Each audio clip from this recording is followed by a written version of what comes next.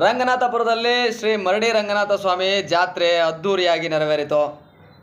ತುಮಕೂರು ಜಿಲ್ಲೆ ಶಿರಾ ತಾಲ್ಲೂಕಿನ ಬುಕ್ಕಾಪಟ್ಟಣ ಹೋಬಳಿಯ ರಂಗನಾಥಪುರ ಗ್ರಾಮದಲ್ಲಿ ನಡೆದ ಶ್ರೀ ಮರಡಿ ರಂಗನಾಥ ಸ್ವಾಮಿ ಜಾತ್ರಾ ಮಹೋತ್ಸವದ ಅಂಗವಾಗಿ ಇಂದು ಜಾತ್ರೆ ಹಾಗೂ ರಥೋತ್ಸವ ಕಾರ್ಯಕ್ರಮಗಳು ಬಹಳ ಭಕ್ತಿಯಿಂದ ಅದ್ಧೂರಿಯಾಗಿ ನೆರವೇರಿದವು.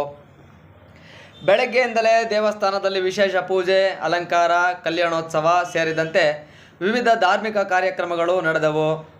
ಮಧ್ಯಾಹ್ನ ನಡೆದ ವಿಜೃಂಭಣೆಯ ಬ್ರಹ್ಮ ರಥೋತ್ಸವದಲ್ಲಿ ಸಾವಿರಾರು ಭಕ್ತರು ಭಾಗವಹಿಸಿ ರಥವನ್ನು ಎಳೆದು ಭಕ್ತಿ ಸಮರ್ಪಿಸಿದರು. ಜಾತ್ರೆ ಅಂಗವಾಗಿ ಗ್ರಾಮದಲ್ಲಿ ಹಬ್ಬದ ವಾತಾವರಣವೇ ನಿರ್ಮಾಣವಾಗಿತ್ತು.